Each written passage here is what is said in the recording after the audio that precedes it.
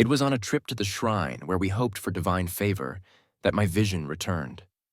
My spouse, Juniper, remained prostrate on the floor, offering her prayers as she always did.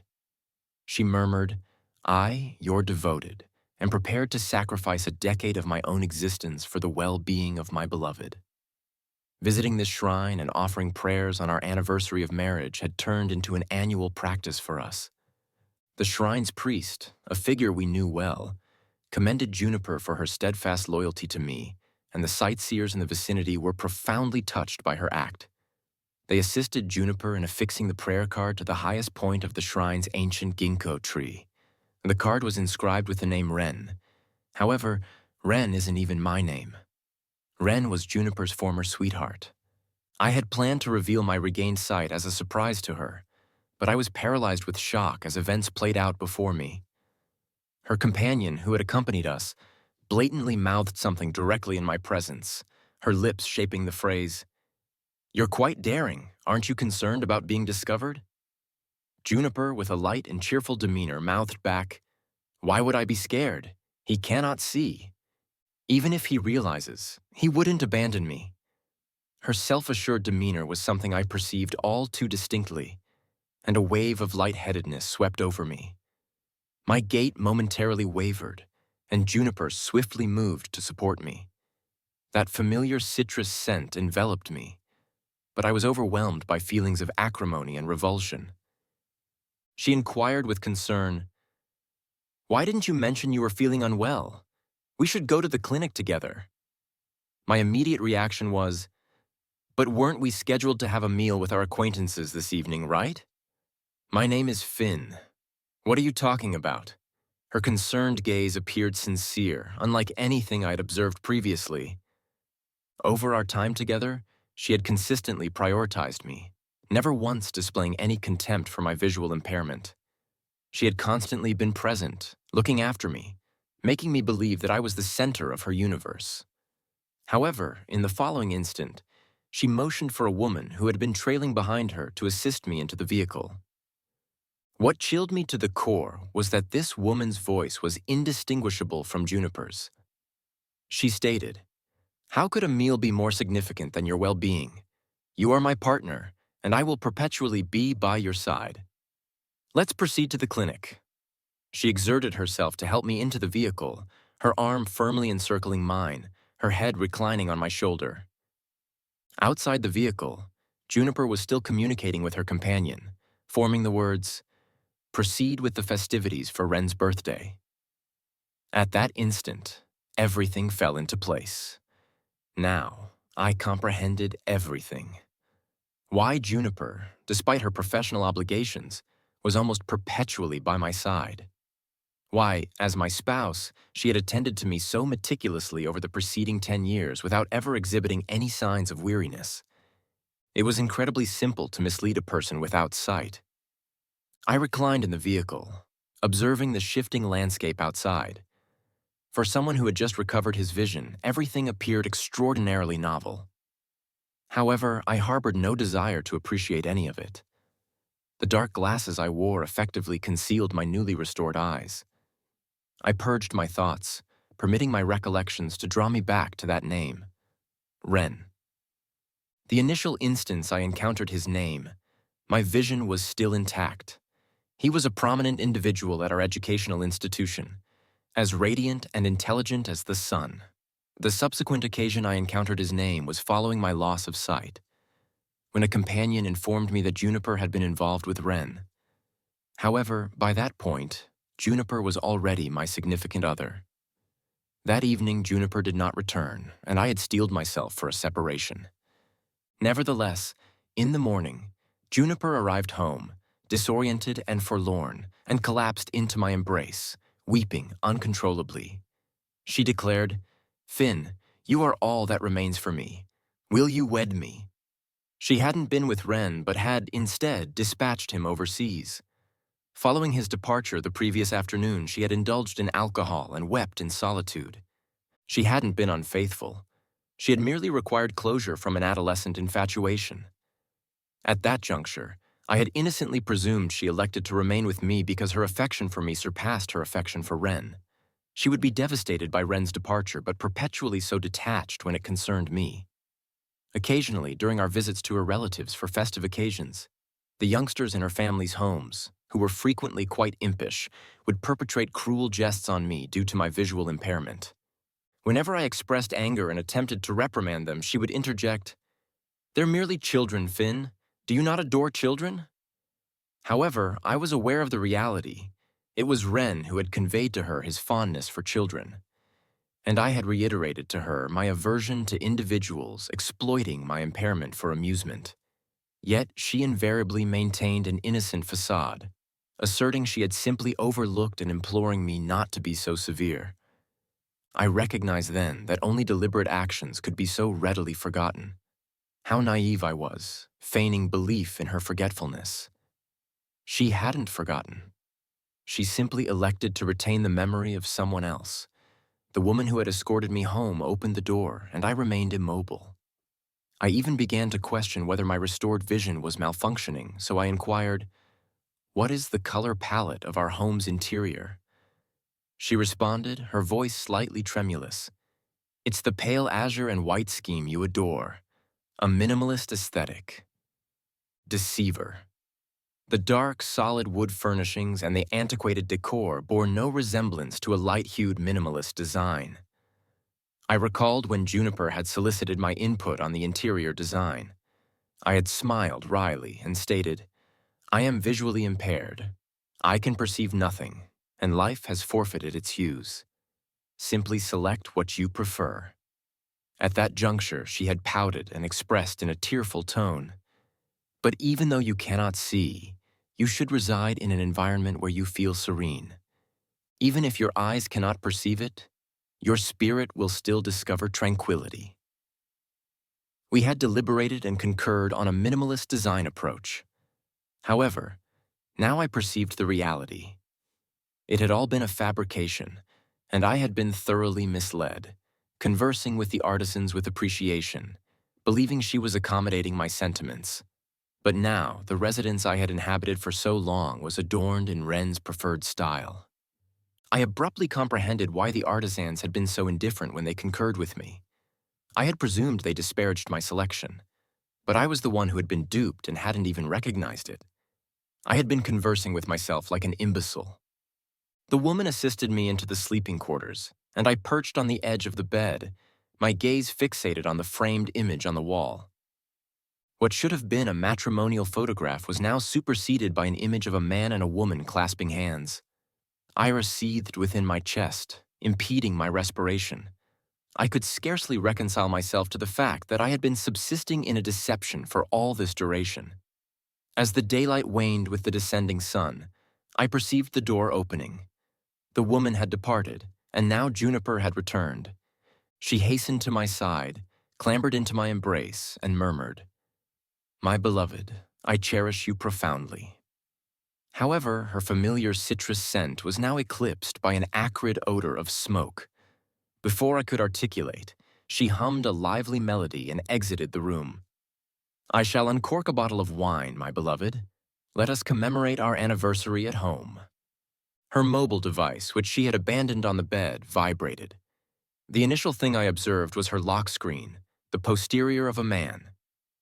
It wasn't me. Subsequently, 3 messages arrived. The first read, "Juniper, I am immensely grateful for your presence on my birthday. Your companionship has rendered this the most joyous birthday I've experienced in years." The second, "I have returned to the nation. Are you still intending to remain with your surrogate?" The third, "We have squandered numerous prospects in the past. I believe we both merit an opportunity to rectify our transgressions." My heart plummeted.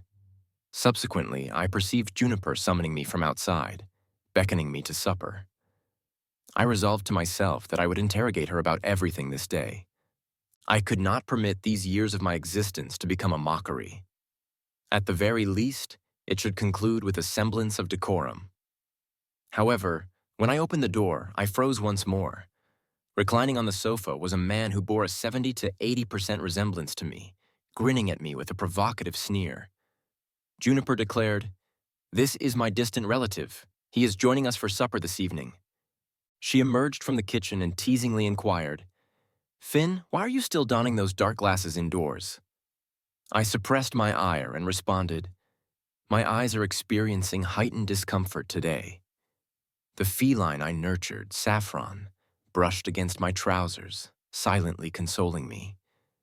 Even the feline could discern the anomaly. But my spouse, the individual who should be closest to me, exhibited no response. She merely uttered, "Oh," before proceeding to welcome her relative to supper. Juniper, who typically avoided any contact with water when it came to culinary endeavors, had prepared an extensive array of dishes this evening. Observing the two of them exchanging surreptitious glances across the table, I forfeited all inclination to interrogate her. Instead, waves of revulsion surged within my abdomen. Our domestic helper, a distant relation of Juniper, infrequently prepared meals punctually, and I frequently experienced hunger, consequently developing a gastric ailment. Perhaps she did not wish for me to voice grievances about her. Ultimately, she commenced serving me victuals that were not fresh. The meat consistently emitted a sour, decayed odor. So I terminated her employment in a fit of exasperation. I anticipated Juniper would express remorse upon her return, but instead, her initial reaction was to berate me for causing difficulty for an elderly woman, accusing me of being overly critical, squandering food, and failing to comprehend the adversities of others. However, Juniper, who was so considerate of others' hardships and abhorred waste, had discarded an entire dish of meat because Wren had remarked that there was a strand of hair on one of the poultry wings. I departed prematurely, not wishing to intrude upon their amiable moments. That night, I retired early. I yearned to conclude everything on our anniversary. Disjointed recollections from my collegiate days metamorphosed into reveries. I awoke multiple times throughout the night. Juniper had been the belle of C University, radiant and exquisite, like a sunbeam in springtime. At that juncture, everyone asserted that the campus beauty should be paired with the preeminent scholar, and Juniper and Wren constituted the quintessential couple. It was also then that individuals began remarking on my resemblance to Wren.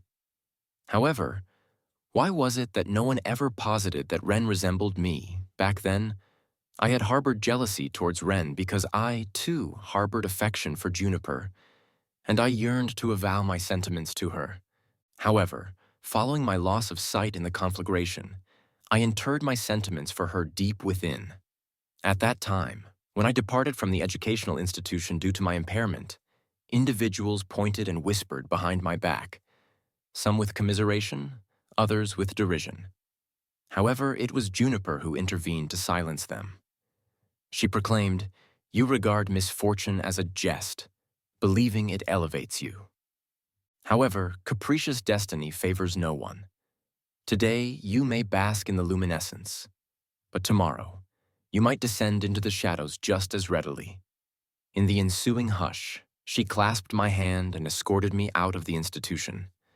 I had presumed it was merely a fleeting moment of compassion, but she persisted in entering my existence. I confessed my sentiments to her, and she exuberantly consented to be with me. However, subsequently, I discovered that she had done so to defy her progenitors. At that juncture, both Wren and I shared a comparable plight, both becoming vocally impaired following the blaze. Her progenitors disapproved of her association with Wren, so she elected to seek out someone akin to me, a visually impaired individual, to defy them. However, perhaps even she did not anticipate that this act of defiance would endure for a decade. And now, with Wren's return to the nation, all of her actions had already presaged the denouement of our narrative.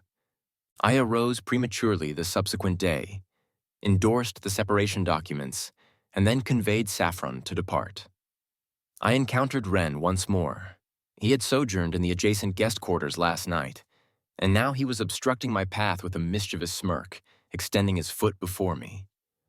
I trampled his foot without compunction, and he collapsed to the floor in agony but emitted no sound.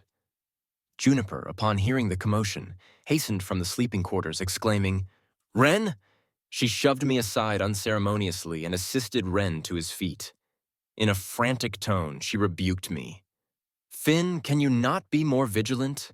You have collided with my relative. I regarded them with apathy, devoid of the slightest vestige of sorrow. I merely found it risible. After all, who in their right mind would admonish a visually impaired person to be more vigilant? She had bolted from her bed upon hearing the disturbance, but naturally she had not perceived the separation documents on the bedside table. The manner in which she was so preoccupied with Ren illuminated her true disposition. I was relieved I had regained my senses. Departing from her now was not belated. Ren inscribed something on her palm, and I could distinctly discern it read, "With your presence, I experience no discomfort whatsoever." Juniper, her eyes reddened, embraced him tightly and lamented, "Finn, extend your apologies to my relative immediately." I disregarded her and proceeded towards the egress. She did not inquire about my destination, merely expectorated more acrimonious pronouncements. "Are you both visually and auditorily impaired now? You had best never return." 3 days following my departure from home, I secured lodgings in a modest dwelling and commenced disseminating my credentials extensively. Due to my lack of a collegiate degree, my prospects were constrained, and only one establishment was amenable to employing me as a security officer. Each day, following my shift, it was merely Saffron and me. During this period, Juniper did not seek me out. Irrespective of whether she was cognizant of my restored vision or not, she would not seek me out. Just as when she was so unequivocally certain to her companions that I would not dare to abandon her, she perpetually harbored the unshakable conviction that I would capitulate first. One day, I conveyed Saffron to the animal emporium for ablutions. While awaiting, I observed Ren entering, clutching a stray canine. Juniper accompanied him. They did not perceive me, and I lowered my headwear so I could distinctly observe every interaction between them. Ren inscribed something on her palm, and she responded with gentleness. She expressed, "Ren, you are so benevolent to rescue stray canines. You are nothing like that visually impaired individual. He is vindictive. I shall never converse with him again. You jeopardized your existence in that conflagration to rescue me, and consequently forfeited your voice. I am deeply remorseful. Back then, I merely yearned to convey to you that I would dedicate my entire existence to compensating you." Ren advanced to embrace Juniper, and she nestled into his arms obediently. After an extended duration, Juniper, with reddened eyes, disengaged from him to retire to the restroom and regain her composure. Subsequently, my mobile device rang. She inquired, "Beloved, what is this regarding the separation documents? Do not alarm me, all right? I am genuinely apprehensive about you. Please return." What was this? Remorse following perfidy? I chuckled and retorted, "Return to accomplish what? To observe you adorning the residence with images of your erstwhile paramour?" Her voice quivered as she inquired, "You have regained your sight?" I provided a nonchalant response, and as I glanced upwards, I perceived Ren's smile vanish, and he hurled the stray canine to the floor. At that instant, he appeared despondent and disgustedly dusted off his sleeve.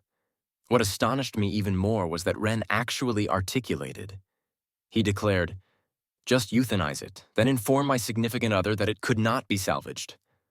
I harbor no interest in nurturing this unsanitary creature." He was not vocally impaired. He had been feigning, and now he was disputing with the personnel with utter assurance. At this juncture, Juniper's voice emanated from the other end of the mobile device, her words contorted and unreasonable. She asserted, "Indeed, I should not have displayed his photographs. That was my transgression. However, can you genuinely deceive me? I detest being deceived more than anything. Why did you not inform me of your restored sight earlier? Was it amusing to trifle with me? I have been so apprehensive about you, and I cannot fathom that you are this type of individual. You repulse me. If you were truly a man, you would return and extend your apologies presently." I abruptly scoffed and promptly mimicked her tone, stating, "Indeed, I should not have deceived you. But can you genuinely vociferate at me?" Juniper gnashed her teeth and stammered, You. I persisted. "Since you abhor being deceived so profoundly, Allow me to play something edifying for you. I then held up the mobile device in Ren's direction, permitting her to perceive the sounds of Ren and the personnel disputing. I smiled and stated, "Your Ren's voice is unimpaired now. Do you surmise that the shrine's supplications were efficacious, or has he merely been feigning ailment to mislead you?" At that instant, Ren observed Saffron emerging from the ablutions and perceived me. He hastened over, disconnecting my call, and inquired, "You are not genuinely visually impaired, are you?" I regarded him with amusement and gestured towards the restroom, stating, "I was cured, but you have likely been feigning all along, correct? Do you believe I disclosed this to Juniper?" Ren smiled derisively and asserted, "Do you believe she will believe me or you? You will perpetually be the proxy." I guffawed and stated, "It is inconsequential. Even if I am a proxy, I am still obtaining what I desire. It is preferable to you hastening back to scavenge refuse." Ren's countenance cracked, and he extended his grasp to seize my collar, endeavoring to assail me. Over the years, I had neglected physical conditioning due to my impairment, and I was no match for him in terms of vigor. However, I promptly summoned Saffron, and in the subsequent instant, 6 lacerations appeared across Ren's visage. He stumbled back, groaning in agony. Just as I was about to step forward to deliver a kick, a furious voice resonated. "Finn, you are truly repulsive. What are you doing? Assaulting someone immediately after regaining your vision? You will reap what you sow." Beside her, Ren gestured, causing Juniper's eyes to redden. If she had merely glanced at me for a moment longer, she would have noticed the disarray of my collar, but she did not. She continued, "You just accused Ren of not being mute, but if he wasn't mute, why didn't he cry out for assistance when you were attacking him? Observe what you have perpetrated against him. Finn, how did you devolve into this?" I could not be troubled to respond. I used to believe she comprehended me well, but that wasn't her at all. I had believed she comprehended Ren better, but she couldn't even discern the sound of his voice over the telephone. Realizing this, I shook my head in disbelief, but Juniper misinterpreted my actions. She stated, "You have recognized your transgression, correct? Apologize now, and I can feign that nothing ever transpired, including the separation." I was nearly amused. I declared, "You still do not comprehend. I genuinely desire a separation." I continued, "Since I recovered my vision, I have observed it all, the woman voice actor you have to substitute you. Those times you sent me to do prayers for Ren and the home decor with all Ren's pictures. It is evident that we are concluded." Only then did a semblance of trepidation manifest in her eyes. Her voice trembled as she uttered, "Those were merely antiquated adornments. I am different now. I can elucidate." I sneered, "Elucidate how you deceived a visually impaired individual?" I disregarded her and the complacent Ren and turned to depart. Subsequently, Juniper contacted me numerous times, but I obstructed her number. She then utilized Ren's mobile device to contact me. She stated, "Finn, the separation documents were misplaced. I printed a fresh copy. Can you return and endorse it?" At that juncture, I was at my place of employment, so I did not directly respond to Juniper's call, but instead dispatched the company's address. I stated, "Simply forward it here after you endorse it." She inquired, "You detest me so intensely that you will not even return to see me once?" I could not be bothered to answer her and terminated the call. As a security officer, I possessed multiple responsibilities and was tasked with preserving order. I was no one's menial and certainly not someone she could summon at her convenience. The subsequent moment, my superior vociferated, "What are you meandering around for? Are you visually impaired? Proceed over here and park the vehicle." Understood. There was nothing I could do. After all, I also functioned as a valet. Not long after I parked the vehicle, the mobile device rang once more. This time, it wasn't Juniper calling. Ren's voice emanated, dripping with sarcasm. "I just perceived your text message. You are employed at the same establishment as me. However, I recall that the establishment is not recruiting any new personnel. They have only been hiring security detail." As he concluded his sentence, I locked gazes with Ren, who was driving up. He raised an eyebrow at me, clearly complacent, and exited the vehicle. The sunlight reflected off his opulent suit, which made me, in my drab security uniform, stand out even more. With a malevolent smile, he stated, "Hey, diminutive security guard, park my vehicle expeditiously." His tone was as if he were commanding a canine, but regrettably, I still required this employment. I reluctantly entered his vehicle and parked it, gritting my teeth. The next second, he smiled again and stated, "Hey, diminutive security guard, retrieve my vehicle. I need to depart for a business engagement." He wasn't even feigning to conceal his demeanor anymore. But honestly, I didn't care to challenge him on it. If Juniper could believe that a mute individual was the executive of a publicly traded company, what couldn't she believe? I clenched my teeth and retrieved the vehicle for him. This cycle reiterated, and I became adept at maneuvering in and out of the garage. By midday, Ren had procured a small stool, reclining to consume food and drink while directing me to reverse the vehicle into the garage. I was incensed. Was he not going to permit me to consume lunch?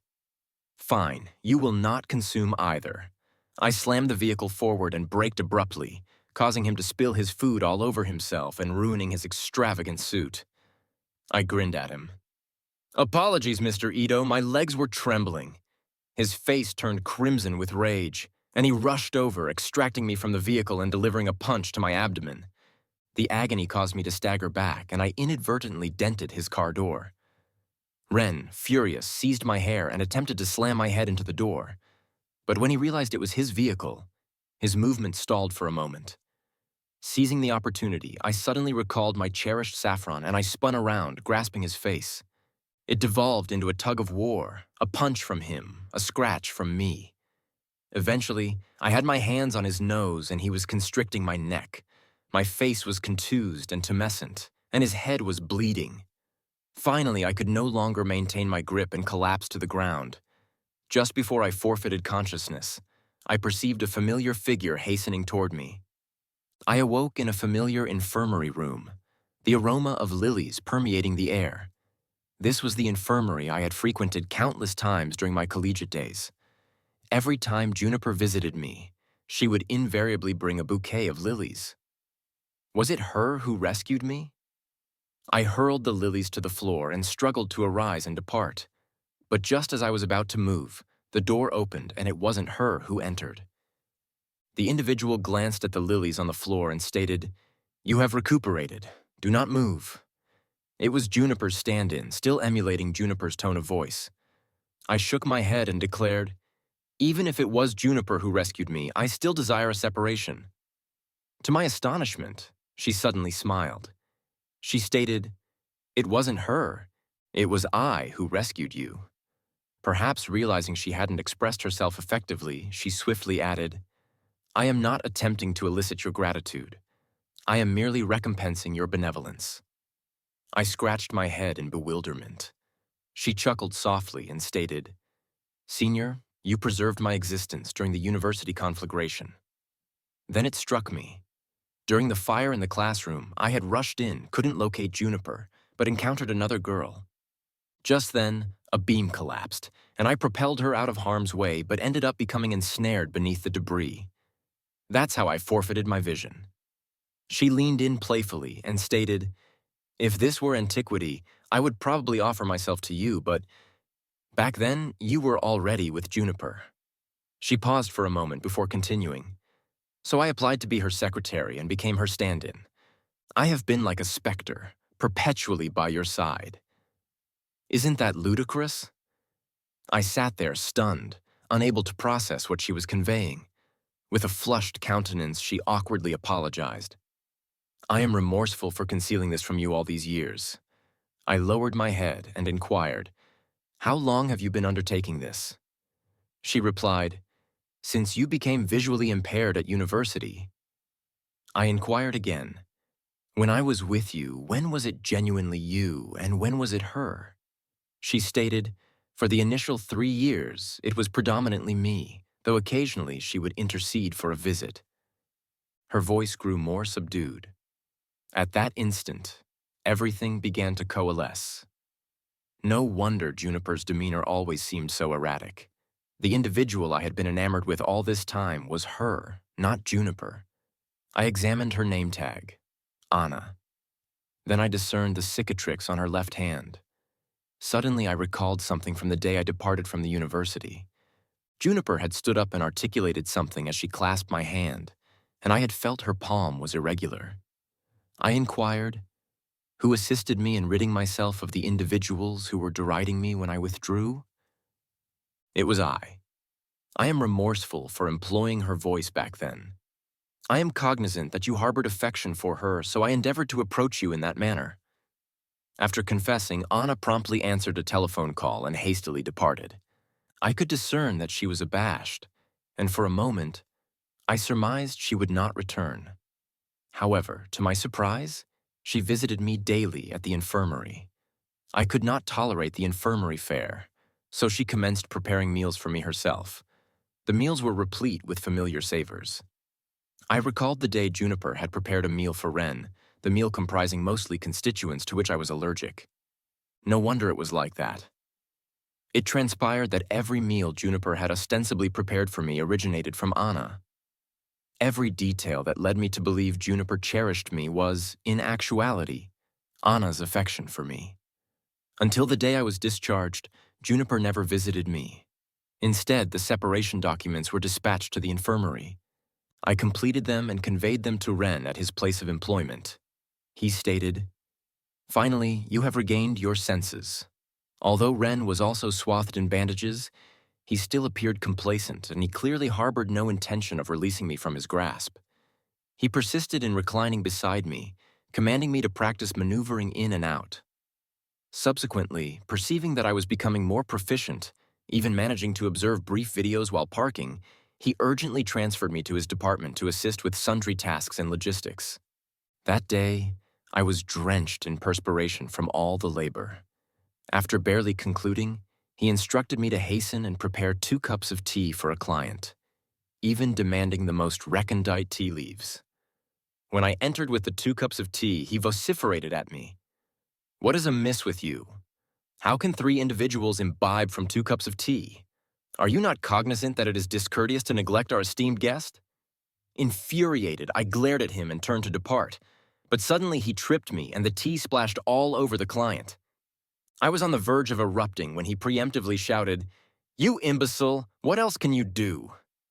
He raised his fist, but just then, a feminine voice resounded from the doorway. She snorted and stated, "Is this how your establishment treats its subordinates? I believe it is most judicious to terminate the collaboration."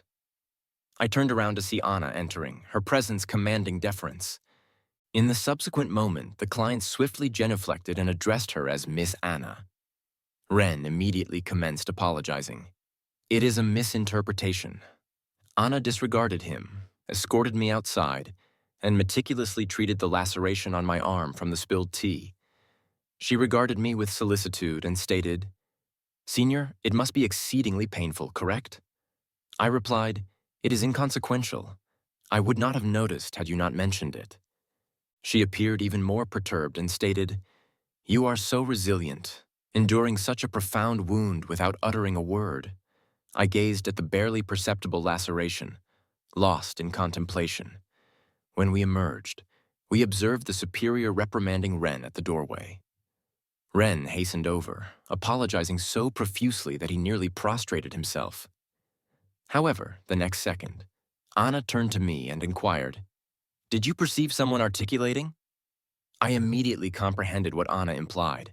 She was fully cognizant of what had transpired with Wren. I smiled and shook my head. "Miss Anna, you are jesting. Mr. Ito never articulates." Anna then promptly terminated the accord with Wren. As a consequence, Wren was demoted and erupted with indignation. However, that was not my concern. I had already transitioned to employment at Anna's establishment. I subsequently learned that Wren was scheming to enlist someone to deal with me, or rather, to renegotiate the accord in an endeavor to salvage his position. To my astonishment, it was Juniper who sought me out on Wren's behalf. She gazed at Anna, now metamorphosed into a domineering female executive, with surprise, then sneered when she perceived me. She declared, "What executive? You are merely a paramour, clinging to someone else's spouse. Do you possess no shame?" Anna gnashed her teeth and retorted, "Miss Liu, if you persist in uttering inanities, I shall have security eject you." Juniper disregarded Anna and redirected her attention to me. "Anna, you truly possess a venomous mind. You have been clinging to my spouse for all these years, merely to usurp him. However, do you believe that if I beckon him, he will return to me?" As she spoke, she proceeded towards the doorway, waving at me. Without uttering a word, I followed her, leaving Anna behind. Once outside, Juniper flung herself into my embrace and stated, "Finn, I was cognizant that you still cherish me." She was donning the garment I had selected for her.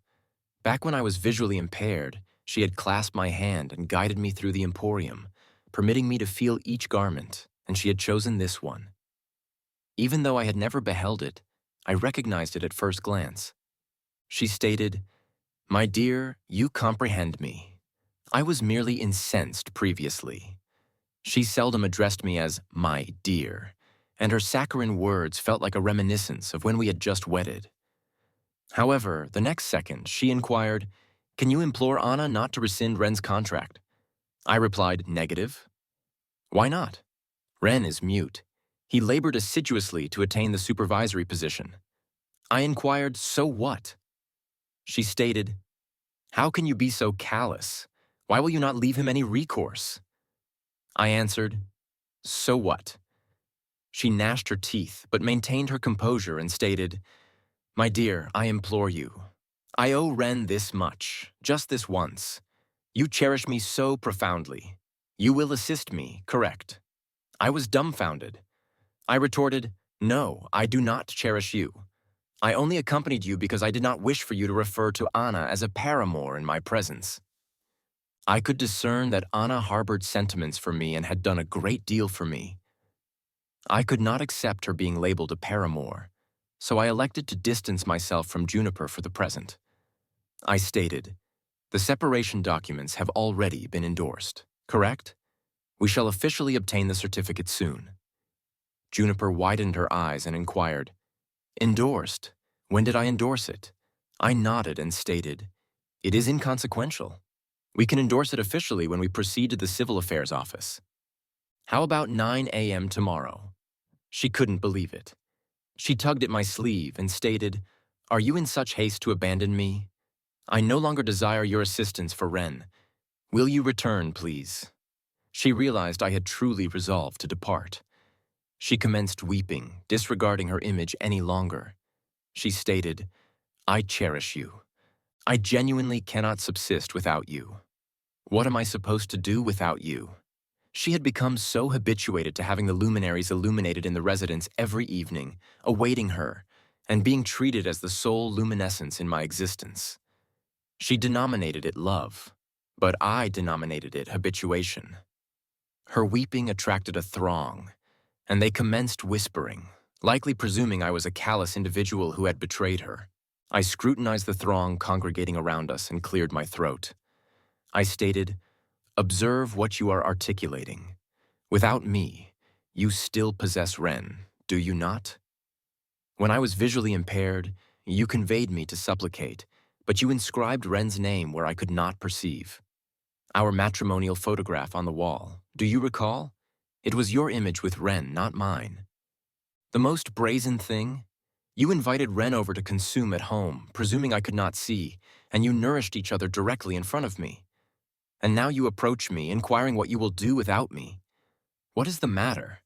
Without me, Ren would be incapable of accomplishing anything, would he?" As I ranted, Anna advanced, extracting Juniper from my grasp. She appended, "On our anniversary of marriage, when you proceeded to commemorate Ren's birthday, did you ever contemplate how he languished in the obscurity alone? And when he departed, what did you and Ren perpetrate in the residence? Should I even articulate it? You perpetrated so many abhorrent acts prior to the separation, and now you regret it and yearn to atone for it? Do you even merit it?" Anna's pronouncements rendered Juniper speechless. Over all these years, Anna had perpetually been by my side, and she comprehended Juniper better than anyone. The throng, now cognizant of the verity, commenced dispersing, casting sympathetic glances in my direction. However, Juniper still would not reconcile herself to reality. She stated, "No, Finn still cherishes me. We still possess an opportunity." I was speechless. It was too belated for that now. I did not respond, but Anna positioned herself before me, continuing her verbal onslaught. She stated, "You genuinely should undergo a cerebral examination. However, then again, anyone who believes a mute individual could be a corporate executive is bound to be a trifle sluggish."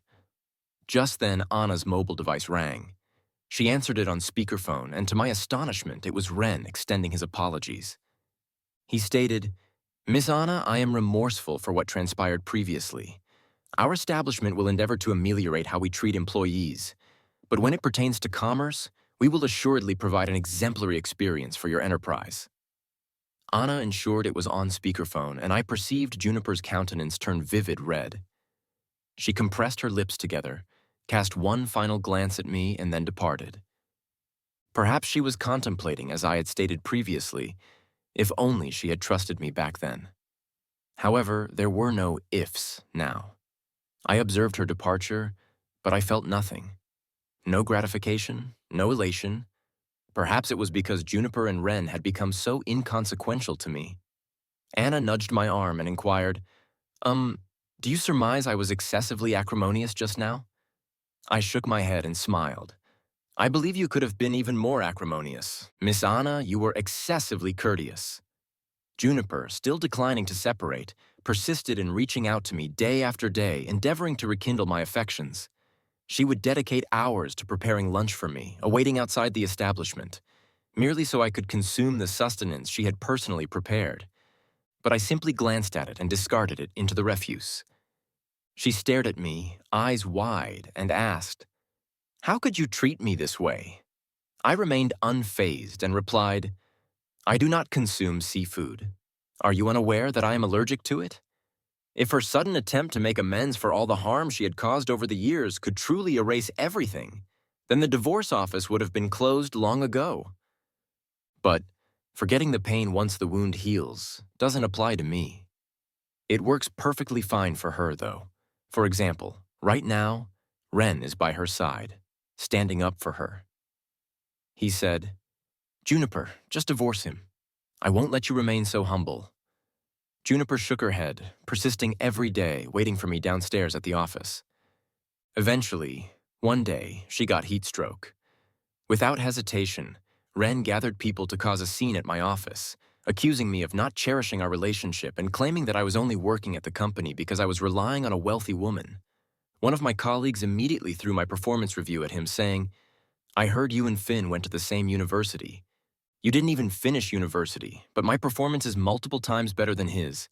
There are some people who, when their contract goes wrong, beg women to fix it but have the nerve to mock others." The company's security promptly escorted them out. I later heard that Ren lost his job because of his disruptive behavior. After this incident, Juniper finally made up her mind to divorce me. Then Ren, who had lost his job, began relentlessly pursuing her. How do I know? Because Juniper told me herself. She even thought I would care about it and told me that as long as I would come back to her, she would decisively reject Ren. I simply deleted all her contact information. Then I heard that they were together and even received a wedding invitation from them. The date was conveniently on the anniversary of Juniper and my relationship. Isn't that intentionally disgusting? While I was thinking whether to make an excuse, Anna showed up with a video recording. She said, "This was found at the old campus." Anna mentioned that the contents of the video involved me, both me and my ex-wife, along with her first love, Ren.